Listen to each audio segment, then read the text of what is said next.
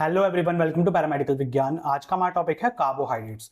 Carbohydrates की ये second video है। इससे पहले वाले लेक्चर में आपको कार्बोहाइड्रेट्स के बारे में बताया था, उसके क्लासिफिकेशन के बारे में बताया था। आज हम कार्बोहाइड्रेट्स के बारे में थोड़ा डीप डाइव करने वाले हैं, अच्छे से समझने वाले हैं कुछ इंपॉर्टेंट टर्म्स को। जैसे कि हमारा क्या होता है स्टीरियोआइसोमर्स, डी और एल क्या होता है। आपके ग्लूकोज के स्ट्रक्चर के आपने आगे देखा होगा, कभी डी लिखा होता है, कभी एल लिखा होता है, कभी अल्फा डी ग्लूकोज लिखा होता है, कभी बीटा डी ग्लूकोज लिखा होता है। ये सब होता क्या है, इन सबको समझने वाले हैं हम अच्छे से। साथ साथ हम देखेंगे रेसनिक मिक्सचर क्या होता है, एपीमर्स क्या होते हैं, इनएंशियोमर्स क्या होते हैं, एनोमर्स क्या होते हैं, आपका टॉटोमराइजेशन क्या होता है। तो ये सारी चीजें जो इंपॉर्टेंट है ना, इन सबको हम आज के लेक्चर में अच्छे से डीपली समझने वाले हैं। तो अगर आप डिटेल में कार्बोहाइड्रेट्स को पढ़ना चाहते हो तो आप ये लेक्चर देख सकते हो बिल्कुल एंड तक। बिल्कुल आपको ये सारी जितनी भी टर्म्स है ना, ये सब के सब आपको क्लियर हो जाएंगी। ठीक, तो स्टार्ट करते हैं सबसे पहले हम आइसोमर्स से कि आइसोमर्स होता क्या है।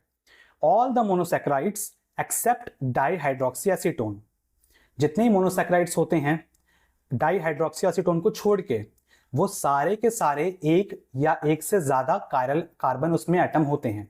ठीक है, तो उन जितने भी हमारे मोनोसैकेराइड्स होंगे इसको छोड़ के सब में आपके एक या फिर एक से ज्यादा कायरल कार्बन आपका होगा ही होगा। ठीक है, कायरल कार्बन क्या होता है, कैसे फाइंड आउट करेंगे, वो भी इसके नेक्स्ट वाली स्लाइड में समझाऊंगा आपको मैं। ठीक है, वो देखते रहना। तो कायरल कार्बन सब मोनोसैकेराइड्स में होता है आपका। एंड दस अकर इन ऑप्टिकली एक्टिव आइसोमेरिक फॉर्म, तो इसी वजह से क्या होता है, आइसोमेरिक फॉर्म में पाए जाते हैं। ठीक है, यानी कि स्ट्रक्चर उनका अलग अलग स्ट्रक्चर्स में पाए जाएंगे। ठीक, आप जब उनको डायग्राम्स वगैरह बनाते हो तो अलग अलग थोड़ा सा इनके पोजीशंस अलग अलग हो जाएंगे, कभी OH इस साइड पे चले जाएगा, कभी H इस साइड पे चले जाएगा, तो उनको आइसोमेरिक फॉर्म बोलते हैं। अभी दिखाऊंगा तो आपको अच्छे से डिटेल में समझ में आएगा। तो आपका क्वेश्चन आता है कि कायरल कार्बन होता क्या है। कायरल कार्बन को हम असिमेट्रिक कार्बन भी कहते हैं। इसमें आपको अच्छे समझ लेना है, ये लाइन आपको अच्छे से दिमाग में बिठा लेनी है कि carbon atom that is attached to 4 different atom और ग्रुप ऑफ एटम। एक कार्बन एटम जो है, जो कि आपका 4 डिफरेंट, बहुत इंपॉर्टेंट है ये वर्ड, 4 डिफरेंट एटम या फिर ग्रुप ऑफ एटम। एक कार्बन आपका अगर 4 अलग अलग एटम से या फिर 4 अलग अलग ग्रुप ऑफ एटम से अटैच है, तो वो वाला आपका जो कार्बन एटम होगा वो आपका कायरल कार्बन होगा। ओके, अब इसको समझते हैं कि आपका क्वेश्चन आता है कि कायरल कार्बन कैसे पता करेंगे हम स्ट्रक्चर देखकर। सबसे पहले आप ये देखिए, ये हमारा स्ट्रक्चर है ग्लूकोज का। ठीक है, अब हमने सबसे पहले नंबरिंग देखनी है। नंबरिंग हमने कैसे करते हैं, जहां पे हमारा फंक्शनल ग्रुप अटैच होता है ना, वहां से हमारा फर्स्ट कार्बन हम उसको मानते हैं। ठीक है, तो हमारा जो फंक्शनल ग्रुप आपका इधर आपका ये वाला अटैच है। ठीक, एल्डिहाइड ग्रुप। तो इसमें C1 C2 C3 C4 C5 and C6। Okay, तो देखिए इसमें आपका, मैंने अभी आपको बताया कि एक जो कार्बन होगा उसमें 4 अलग अलग डिफरेंट ग्रुप्स अटैच होने चाहिए या फिर एटम्स अटैच होने चाहिए, वो हमारा कायरल कार्बन होता है। ठीक है, तो हमारा क्या पहला वाला कायरल कार्बन है, इसमें आप देखिए C तो आपका डबल बॉन्ड के साथ O के साथ अटैच है, तो इधर वाला यानी कि C1 तो आपका नहीं होगा। अब C2 पे आ जाइए। C2 में आपका एक जो है ये वाला, ये कार्बन के साथ अटैच नहीं है, ये पूरे इसके साथ मॉलिक्यूल के साथ अटैच है। ठीक है, दूसरा आपका OH के साथ अटैच है, तीसरा आपका H के साथ अटैच है, और ये वाला जो है ये इसके साथ नहीं मानोगे आप, ये पूरे स्ट्रक्चर के साथ अटैच है। ठीक है, नीचे वाला पूरा स्ट्रक्चर के साथ अटैच है, तो ये क्या हो जाएगा हमारा, ये हमारा कायरल कार्बन होगा। ठीक, यानी कि C2 हमारा कायरल कार्बन है। ऐसे ही अब C3 पे देखो, C3 जो है एक तो क्या हो गया, पूरे इस मॉलिक्यूल के साथ अटैच है। ठीक है, ये पूरा ग्रुप ऑफ एटम है, इसके साथ अटैच हो गया। एक हमारा हाइड्रोजन के साथ अटैच है, एक हमारा OH के साथ अटैच है, और एक हमारा ये जो नीचे है इसके साथ अटैच है, तो ये भी हमारा क्या होगा, कायरल कार्बन होगा। ठीक है, ऐसे ही हमारा 4th वाला भी होगा, और ऐसे ही हमारा 5th वाला भी कायरल कार्बन होगा। ठीक है, लेकिन इसमें 6th वाला कायरल कार्बन नहीं होगा। 6th वाला क्यों नहीं होगा, क्योंकि आपका ये देखिए, एक तो इस पूरे के साथ अटैच है। ठीक, एक आपका OH के साथ अटैच हो जाएगा, लेकिन इसमें 2 साइड पे हाइड्रोजन होंगे। ठीक है, तो 2 आपके हाइड्रोजन हो जाएंगे, इस वजह से 6th वाला भी नहीं होगा। तो आपके इसमें कायरल कार्बन कौन कौन से हैं, C2 C3 C4 और C5। तो इस तरीके से हम कायरल कार्बन पता करते हैं। ठीक है, समझ में आ गया आपको कि कायरल कार्बन होता क्या है। अब हम देखेंगे स्टीरियोआइसोमर्स क्या होता है। Stereoisomers are group of compound that have same structural formula but different in their special configuration, यानी कि वो कंपाउंड जिनका स्ट्रक्चरल फॉर्मूला सेम होता है। ठीक है, C6H12O6 ये तो सेम होगा सब जगह, C6H12O6 सबका सेम है, लेकिन जब इनका स्ट्रक्चर बनाते हैं हम, स्पेशल कॉन्फ़िगरेशन जब करते हैं इनकी हम, तब आपका इनकी स्पेशल कॉन्फ़िगरेशन में इनके स्ट्रक्चर्स ना आजू बाजू होते हैं, कभी OH किसी का लेफ्ट साइड होगा, किसी का राइट साइड होगा, किसी पोजीशन पे कुछ चेंज होगा, तो इसको क्या बोलते हैं हम, स्टीरियो आइसोमर्स बोलते हैं। ठीक है, अभी आगे आपको स्ट्रक्चर्स देखोगे तो और डिटेल में क्लियर होते चले जाएगा। अब हमारी टर्म आती है एपिमर्स। एपिमर्स देखो क्या होता है, इसमें आपको सब कुछ पुराने वाला भी और अच्छे से डिटेल में समझ में आ जाएगा। If two monosaccharides different from each other in their configuration around a single specific carbon atom, अगर दो मोनोसैकेराइड्स दोनों एक दूसरे से अलग हैं लेकिन सिर्फ एक सिंगल स्पेसिफिक कार्बन एटम पे, सिर्फ एक ही कार्बन एटम पे, तो इसको हम क्या बोलते हैं, एपिमर्स बोलते हैं, कि वो दोनों एक दूसरे के क्या हैं, एपिमर्स हैं। जैसे कि आप ये स्ट्रक्चर देखिए, ये 3 स्ट्रक्चर है, तीनों का आपका स्ट्रक्चर फॉर्मूला सेम है, C6H12O6, तीनों का सेम है। ठीक, अब देखिए सबसे पहले हम देखेंगे डी गैलेक्टोज और डी ग्लूकोज में, ये आपका गैलेक्टोज का स्ट्रक्चर है, ये आपका ग्लूकोज का स्ट्रक्चर है। ठीक है, तो इनमें आप देखिए ये जो आपका 4th नंबर वाला कार्बन एटम है, ठीक है, सिर्फ इसी के अराउंड क्या है आपका, ये उस सिर्फ आपकी जो इनकी स्पेशल कॉन्फ़िगरेशन है वो अलग है, बाकी सब में आपकी स्पेशल कॉन्फ़िगरेशन सेम है। ठीक है, बाकी सब में आपकी स्पेशल कॉन्फ़िगरेशन दोनों में सेम रहेगी, दोनों का स्ट्रक्चर बिल्कुल सेम है, सिर्फ इस वाली साइड पे 4th नंबर वाला जो कार्बन एटम है, सिर्फ इसमें आपका OH इसमें लेफ्ट साइड में है, इसमें OH आपका राइट साइड में है। ओके, तो इन दोनों को क्या बोलेंगे, गैलेक्टोज और ग्लूकोज एक दूसरे के क्या हैं, ये आपके एपिमर्स हैं। ठीक, अगर हम बात करें ग्लूकोज और मैनोज की, ग्लूकोज और मैनोज में आप देखिए इसमें आपका जो ये आपका 2nd नंबर वाला होगा, 2nd नंबर वाला जो कार्बन एटम है, ये एक दूसरे का क्या है, ये एक दूसरे का एपिमर है। ठीक है, यानी कि ग्लूकोज और मैनोज एक दूसरे के एपिमर हैं, क्योंकि आपका इधर OH ग्लूकोज में क्या होगा, राइट साइड में है, और इधर आपका लेफ्ट साइड में है। ठीक, सिर्फ इसी जगह पे अलग है, बाकी पूरा स्ट्रक्चर आप मिला लो, पूरा स्ट्रक्चर आपका सेम रहेगा। ठीक, तो इसको क्या बोलेंगे हम, कि ग्लूकोज और मैनोज एक दूसरे के एपिमर्स हैं।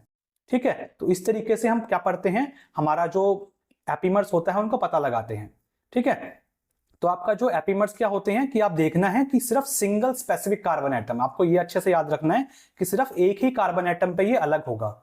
ओके, अब हमारी टर्म आती है एपिमराइजेशन। क्या होता है, the inter conversion of epimer, यानी कि ग्लूकोज से गैलेक्टोज हो गया, गैलेक्टोज से ग्लूकोज हो गया। ठीक है, ये आपका कन्वर्ट हो रहा है अगर, तो उसको हम क्या बोलते हैं, एपिमराइजेशन बोलते हैं। ठीक, एग्जाम्पल क्या है, ग्लूकोज से गैलेक्टोज होना या फिर गैलेक्टोज से ग्लूकोज बनना, ये वाइस वर्सा, मैनोज से ग्लूकोज बनना या फिर ग्लूकोज से मैनोज बनना, बात एक ही है। ठीक है, तो इसको क्या बोलेंगे हम, अगर ये कन्वर्ट हो रहा है तो इसको क्या बोलेंगे हम, एपिमराइजेशन बोलते हैं। ओके, अब हमारी टर्म आती है एनेंशियोमर्स।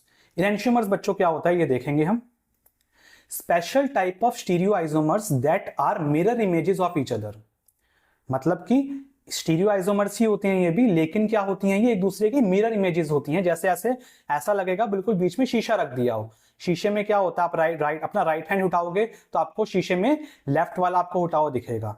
ठीक है, तो आपका एनेंशियोमर्स भी आपका इस तरीके से होते हैं, बिल्कुल आपका मिरर इमेजेस होती हैं। The two member of designated as D and L sugar, हमारा जो D और L होता है ना, वो हम इसी स्ट्रक्चर से आप पता लगाते हो। ठीक है, तो इसको हम D और L बोलते हैं। ठीक, जैसे कि आप ये देखिए, ये हमारा L ग्लूकोज है और ये हमारा D ग्लूकोज है। ठीक, तो आप ये देख सकते हैं, इसमें आप देखिए इधर आपका बिल्कुल आप ऐसा लगेगा बिल्कुल आपने बीच में मिरर रख दिया है। ठीक है, तो आपका जैसा लगेगा बिल्कुल मिरर रख दिया है। ठीक, तो आपका ये जो आपका C1 वाला जो एटम होता है ना, आपका कायरल कार्बन जो फर्स्ट वाला होगा, जो फंक्शनल ग्रुप के पास सबसे पहला वाला होता है, उसमें अगर आपका OH ग्रुप, अगर आपका OH ग्रुप अगर राइट साइड में है तो वो क्या होगा, हमारा D होगा, और अगर उसमें आपका OH ग्रुप लेफ्ट साइड में है तो आपका क्या हो जाएगा, L आइसोमर होगा। ठीक है, समझ में आया आपको। आपका अगर OH ग्रुप इस वाले में देखेंगे हम, OH ग्रुप आपका अगर राइट साइड में है, इस साइड में, ठीक है, जहां पे आपका फंक्शनल ग्रुप अटैच है, जो आपका कायरल कार्बन सबसे पहला वाला है, ठीक है, उसमें अगर आपको OH ग्रुप राइट साइड में है तो वो क्या हो जाएगा, हमारा D। फर्स्ट कार्बन आपका कायरल कार्बन में अगर OH आपका लेफ्ट साइड में होगा तो क्या हो जाएगा, वो आपका L वाला। ठीक है, अब इसी एनेंशियोमर्स में हम L और D के बारे में समझते हैं। तो L मतलब होता क्या है, L का मतलब होता है लीवो रोटेटरी, इसको हम L या फिर माइनस का साइन से डिनोट करते हैं। A compound is levo rotatory, किसी कंपाउंड को हम लीवो रोटेटरी तब बोलते हैं अगर वो हमारी प्लेन पोलराइज्ड लाइट को लेफ्ट की साइड या फिर काउंटर क्लॉकवाइज उसको रोटेट कर दे। ठीक है, अगर आप पोलराइज लाइट डालेंगे, प्लेन पोलराइज लाइट उस कंपाउंड के ऊपर, तो वो अगर उस लेफ्ट साइड में रोटेट कर देगी उसको, तो उसको हम क्या बोलेंगे, लीवो रोटेटरी कंपाउंड है। और डेक्स्ट्रो रोटेटरी कब बोलते हैं, डेक्स्ट्रो रोटेटरी जिसको हम डी के नाम से जानते हैं, डी उसको डोनेट करते हैं या फिर पॉजिटिव के साइन से उसको डोनेट करते हैं हम, तो वो कंपाउंड डेक्स्ट्रो रोटेटरी कहलाया जाएगा अगर वो प्लेन पोलराइज लाइट, राइट आपकी जो लाइट होती है प्लेन पोलराइज्ड, उसको वो राइट साइड में का रोटेट कर दे, ठीक है, या फिर आपका क्लॉकवाइज रोटेट कर दे, तो वो हम क्या बोलेंगे उसको कि वो आपका डी वाला है, ठीक है, यानी कि डेक्स्ट्रो रोटेटरी है। तो डी और एल का मतलब आपका ये होता है, ये लीवो रोटेटरी और डेक्स्ट्रो रोटेटरी। ओके, अब ये भी आपको क्लियर हो गया होगा। अब आपकी टर्म आती है रेसमिक मिक्सचर। रेसमिक मिक्सचर क्या होता है, इसको समझेंगे। If D and L isomers are present in equal concentration, अगर आपका डेक्स्ट्रो रोटेटरी भी सेम कंसंट्रेशन में है किसी सॉल्यूशन में और आपका लीवो रोटेटरी भी सेम है, ठीक है, तो आप उस कंपाउंड को जो होगा, वो जो मिक्सचर आपका कहलाया जाएगा, वो उसको क्या बोलेंगे हम, रेसमिक मिक्सचर बोलेंगे या फिर आपका डीएल मिक्सचर उसको बोलेंगे हम, ठीक है, क्योंकि आपका डी भी सेम अमाउंट में है, सेम क्वांटिटी में है, और आपका आई वाले जो आइसोमर्स हैं वो भी आपके सेम क्वांटिटी में, सेम कंसंट्रेशन में है, दोनों बराबर में होंगे, तो उसको हम डीएल मिक्सचर या फिर रेसमिक मिक्सचर कहते हैं। ओके, अब जो मेन आपका समझने वाली चीज है कि एपिमर्स और एनेंशियोमर्स में फर्क क्या है, ठीक है, तो इसमें शॉर्ट में आपको बता रखा है मैंने एपिमर्स और एनेंशियोमर्स में क्या फर्क होगा।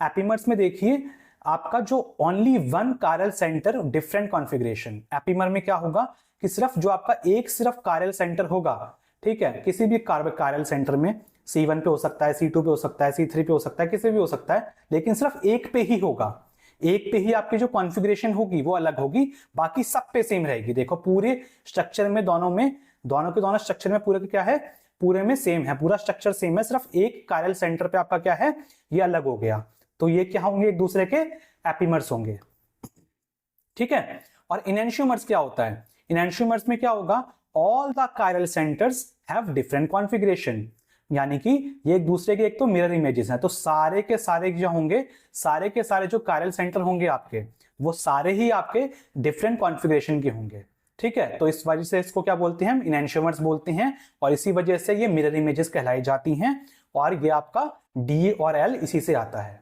समझ में आ गई बात आपको, इतना क्लियर हो गया, ये आपको बहुत शॉर्ट में आपको इसमें इमेज में बता रखा है मैंने, ठीक। अब हम समझेंगे स्टूडेंट्स डायस्टीरियोमर्स क्या होता है। स्टीरियोमर्स जो कि एक दूसरे की मिरर इमेजेस नहीं होती हैं, उसको हम डायरेक्ट स्टीरियोमर्स बोलते हैं, ठीक है। अब आपका टर्म आती है हेमी एसिटल और हेमिकिटल, ये क्या होता है, इसको समझ लेते हैं हम। The hydroxyl group of monosaccharides can react with its own aldehyde और कीटो फंक्शनल ग्रुप। आपका जो हाइड्रोक्सिल ग्रुप होता है, हाइड्रोक्सिल मतलब OH ग्रुप, OH ग्रुप की बात हो रही है, वो आपका किसी मोनोसैकेराइड का रिएक्ट कर जाएगा खुद ही के एल्डिहाइड ग्रुप के साथ, अगर एल्डिहाइड लग रखा है उसमें तो एल्डिहाइड के साथ आपका रिएक्ट कर जाएगा, कीटोन लग रखा होगा तो कीटोन के साथ रिएक्ट कर जाएगा, खुद से ही रिएक्ट कर लेता है, क्या बनाने के लिए, हेमी एसिटल या फिर हेमिकिटल बनाने के लिए, तो उसको क्या बोलते हैं हम, आपका हेमी एसिटल या फिर हेमिकिटल फॉर्मेशन बोलते हैं, ठीक है। तो आप ये देखिए इसी वजह से आपकी जो प्रॉपर आपकी रिंग बन जाती है, ठीक है, तो आपकी रिंग फॉर्मेशन इसी वजह से होती है।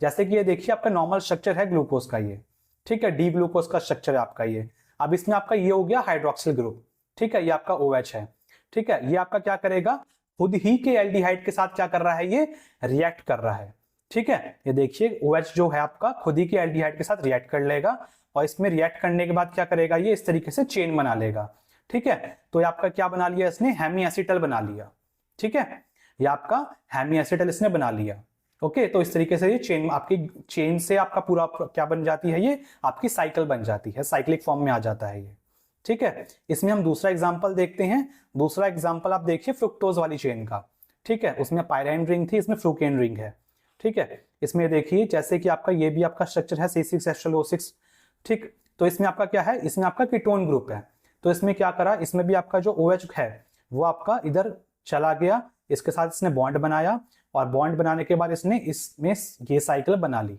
ठीक है, ये साइक्लिक फॉर्म में आ गया, तो ये क्या बना लिया इसने, हेमिकिटल बना लिया, ठीक है, हेमिकिटल फॉर्म बन गई इसकी, तो साइक्लिक फॉर्म इस तरीके से ये बन जाती है, खुद ही के आपका जो फंक्शनल ग्रुप होता है उसी के साथ ये रिएक्ट कर लेता है, ठीक है। खुद के ही एल्डिहाइड के साथ या फिर खुद के ही कीटोन के साथ ये रिएक्ट कर लेते हैं आपके हाइड्रोक्सिल ग्रुप, और इस वजह से ये चेन बना लेते हैं। साइक्लिक जो चेन होती है वो कन्वर्ट हो जाती है आपकी साइक्लिक फॉर्म में। ओके, तो आई होप कि आपको ये भी क्लियर हो गया होगा। अब हम देखेंगे कुछ एक साइक्लिक फॉर्म देख लेते हैं इसकी ग्लूकोज की, जो ग्लूकोज की जो पायरेनोस और फ्रूनस फॉर्म होती है ये देख लेते हैं, ठीक। तो दो रिंग्स होती हैं इसमें, पायरेन रिंग होती है, पायरेन रिंग देखिए आपकी ये होती है, फ्यूरेन रिंग आपकी देखो ये होती है। पायरेन रिंग में देखो इस तरीके से आपके 6 होते हैं, आप डंडियां याद रख लो, जो आपकी लाइंस होती हैं ये इसमें कितनी लाइनें, इसमें 6 लाइनें आ रही हैं, ठीक है। और फ्यूरेन में कितनी आ रही हैं, 5 हैं, 1 2 3 4 5, ठीक है। तो इस तरीके से आप याद रखिएगा, फ्यूरेन में 5 और आपकी पायरेन में 6, ठीक। अब हम समझेंगे एनोमर्स। एनोमर्स क्या होता है, तो एनोमर्स में हम देखेंगे अल्फा और बीटा। अल्फा और बीटा कैसे नाम देते हैं, आपकी जो साइक्लिक स्ट्रक्चर होता है उसमें अल्फा बीटा कैसे नाम देंगे हम उसको समझ लेते हैं, ठीक। तो एनोमर्स में आप देखो, एनोमर्स क्या होते हैं, alpha and beta cyclic form of D glucose, इसको हम एनोमर्स कहते हैं, ठीक। We check the hydroxyl group, जो हमारा OH ग्रुप है हमारे एनोमेरिक कार्बन का, यानी कि C1 कार्बन का, ठीक है। C1 वाला जो कार्बन होगा उसमें आपका जो हाइड्रोक्सिल ग्रुप है उसको हमको चेक करना है। उसमें क्या चेक करना है, ए एनोमर कब कहलाया जाएगा, यानी कि ए मतलब अल्फा, ठीक है। अल्फा एनोमर आपका कब कहलाया जाएगा, अगर आपका OH ग्रुप जो होगा वो बिलो होगा, ठीक है। बिलो मतलब नीचे की तरफ, आपका जो रिंग का प्लेन है अगर वो नीचे की तरफ है आपका OH ग्रुप, ठीक है। जैसे ये देखिए इसमें OH आपका नीचे की साइड पे है, तो ये क्या हो जाएगा हमारा अल्फा हो जाएगा, ठीक है। और बीटा एनोमर कब कहलाया जाएगा, बीटा ग्लूकोज कब कहलाया जाएगा, जब आपका जो OH होगा वो ऊपर की साइड पे पाया जाएगा, ठीक है। ग्लूकोज आपका जो ग्लूकोज की आपकी चेन में आपका साइकिल फॉर्म में OH ऊपर तो आपका बीटा, OH नीचे तो आपका अल्फा, ठीक है। बहुत सिंपल है। C1 आपका ये वाला है, नंबरिंग आपकी कर रखी है, ठीक है, देख लो। तो C1 पे हमको क्या कहां पे चेक करना है, सिर्फ C1 पे चेक करना है, फर्स्ट कार्बन पे चेक करना है, ठीक है। जहां पे आपका O अटैच होगा ना उसके बाद जो पहला आपका होगा वही आपका C1 होगा, ठीक है। तो इधर आपको चेक कर लेना बस आपका OH कहां पे लग रहा है, ठीक। अब हम बात करेंगे म्यूटा रोटेशन की। म्यूटा रोटेशन क्या होता है, mutarotation is defined as the change in the specific optical rotation representing the interconversion of alpha and beta form of D-glucose to an equilibrium mixture। तो म्यूटा रोटेशन क्या होता है, आपका चेंज होगा आपके अल्फा और बीटा ग्लूकोज की form में, ठीक है। आपका जो आपकी जो हमने चेन देखी अभी, आपकी जो साइक्लिक फॉर्म देखी अल्फा और बीटा फॉर्म, ठीक है, उनका क्या हो रहा है, इंटर कन्वर्जन हो रहा है, ठीक है। कभी अल्फा से बीटा बन रही है, कभी बीटा से अल्फा बन रही है आपका, और बीच में क्या बन रहा है आपका एक इक्विलिब्रियम मिक्सचर बन रहा है। तो इसी को हम क्या बोलते हैं, म्यूटा रोटेशन कहते हैं। जैसे कि आप ये देखिए, ये आपका अल्फा डी ग्लूकोज है, ये आपका बीटा डी ग्लूकोज है, और बीच में आपका क्या है, इक्विलिब्रियम मिक्सचर है। तो अल्फा डी ग्लूकोज आपका कन्वर्ट हो रहा है पहले साइक्लिक फॉर्म से चेन फॉर्म में, ठीक है। उसके बाद आपका दोबारा कन्वर्ट हो रहा है साइक्लिक फॉर्म में, लेकिन आपका बीटा बन रहा है, ठीक है। इसमें OH नीचे है अल्फा, इसमें OH ऊपर है बीटा, ठीक। तो इसमें क्या हो रहा है, कन्वर्जन हो रहा है, ठीक है। इसी को हम क्या बोलते हैं, म्यूटा रोटेशन कहते हैं। जो आपका इक्विलिब्रियम मिक्सचर होता है, ये जो आपका मिक्सचर है इसमें आपका 63% अल्फा एनोमर्स होंगे और 36% आपके बीटा एनोमर्स होते हैं ग्लूकोज के, और जिसमें आपका 1% क्या होगी, ओपन चेन की फॉर्म होती है, ठीक है। तो ये आपका होता है म्यूटा रोटेशन, कन्वर्जन हो रहा है। बेसिकली आपको याद रखना है शॉर्ट में कि अल्फा से बीटा में कन्वर्ट हो रहा है, बीटा से अल्फा में कन्वर्ट हो रहा है, ठीक है। अब बीच में आपका एक इक्विलिब्रियम मिक्सचर बनता है, ठीक। तो ये आपका होता है म्यूटा रोटेशन। अब हम देखेंगे टॉटोमराइजेशन। टॉटोमराइजेशन देखो क्या होता है, इसमें आपका क्या हो रहा है, ये आपकी इनॉल फॉर्म बनती है, इनियोडॉल्स बनते हैं, टॉटोमर्स बनते हैं। तो इसको हम समझ लेते हैं टॉटोमराइजेशन क्या होता है। The process of shifting of hydrogen atom from one carbon atom to another. इसमें क्या हो रहा है, हाइड्रोजन एटम आपके शिफ्ट होते हैं एक कार्बन एटम से दूसरे कार्बन एटम पे, ताकि वो इनियोडॉल्स बना पाए, ठीक है, या फिर इनोल फॉर्म बना पाए। उसको हम क्या बोलते हैं, टॉटोमराइजेशन कहते हैं। जो आपका टॉटोमराइजेशन होता है इसको हम, इसका सेकंड नाम क्या होता है, इनोलाइजेशन भी होता है, इसको हम इनोलाइजेशन भी कहते हैं, ठीक। Sugar possesses anomeric carbon. जिन शुगर में जो अभी आपका मोनोसैकेराइड्स होते हैं, डाइसैकेराइड्स होते हैं, ठीक है, मोनोसैकेराइड्स की हम बेसिकली बात कर रहे हैं, सब मोनोसैकेराइड्स के अंदर ही है ये। तो जो भी आपकी शुगर होती हैं जिनमें आपका एनोमेरिक कार्बन होगा, कार्बन एटम होगा, वो टॉटमराइजेशन कर सकता है आपका अल्कलाइन सॉल्यूशन के अंदर। जैसे आप ये देखिए, जो हमारा एल्डोज है आपका इधर ये, ठीक है, ये आपका एल्डिहाइड ग्रुप लग रखा है, ठीक। तो आपका जिसमें क्या है, OH जो होगा ये आपका इधर जाके क्या हो रहा है, इधर अपना ये क्या कर रहा है, कन्वर्ट हो रहा है, ठीक है। आपका एक कार्बन इस कार्बन से हटके आपका दूसरे कार्बन एटम पे जा रहा है, ठीक है। आपका जो हाइड्रोजन एटम है इधर से हटके आपके इधर चले जाएगा, ठीक है। तो आपका हाइड्रोजन एटम आपका इसके साथ इधर आ गया, ठीक, ये आपका इधर अटैच हो गया, ठीक है। ये देखिए, ये वाला जो है ना, ये वाला जो कार्बन एटम था इसके साथ आपका हाइड्रोजन इधर आके लग गया, ठीक। तो इस तरीके से क्या होता है, आपकी इनॉल फॉर्म बन जाती है। तो इस तरीके से आपका हेमी एसिटल या फिर हेमिकेटल्स इस तरीके से ही बनते हैं, ठीक है। तो हमने पहले ही पढ़ा था हेमी एसिटल हेमिकेटल, तो यही आपका टॉटमराइजेशन भी होता है, ठीक है। तो ये आपकी शिफ्टिंग हो रही है बेसिकली एक हाइड्रोजन एटम की एक कार्बन एटम से दूसरे कार्बन एटम पे, ठीक है। शॉर्ट में आपको यही याद रखना है। तो इसमें क्या हो रहा है, आपका C5 जो हाइड्रोक्सिल ग्रुप है, ठीक है, हाइड्रोक्सिल ग्रुप जो आपके C5 ग्रुप पे है, ठीक, ये आपका C1 पे अटैक कर रहा है आपके एल्डिहाइड पे, जहां पे आपका फंक्शनल ग्रुप अटैच है, उधर पे अटैक करके क्या कर रहा है, ये इनॉल फॉर्म क्रिएट कर रहा है, आपकी साइक्लिक फॉर्म क्रिएट कर रहा है, ठीक। इसी को हम क्या बोलते हैं, आपके टॉटमराइजेशन कहते हैं। तो स्टूडेंट्स, ये था हमारा आज का लेक्चर, आपके कार्बोहाइड्रेट्स के बारे में कुछ important terms, isomers, epimers, enantiomers. I hope कि आपको ये सब चीजें अच्छे से क्लियर हो गई होंगी, अल्फा बीटा LD ये सब आपको क्लियर हो गया होगा। अब इसके बाद हम पढ़ेंगे आपका कार्बोहाइड्रेट का मेटाबॉलिज्म, डाइजेशन, ये सब चीजें कैसे होती हैं, वो सब चीजें हम अच्छे से देखने वाले हैं, ठीक है। तो अगर आपको वीडियो अच्छी लगी हो, वीडियो से आपने कुछ सीखा हो, तो वीडियो को लाइक करना, अपने क्लासमेट्स के साथ वीडियो को शेयर करना। मिलते हैं बहुत जल्दी नेक्स्ट वीडियो में, तब तक के लिए बाय बाय।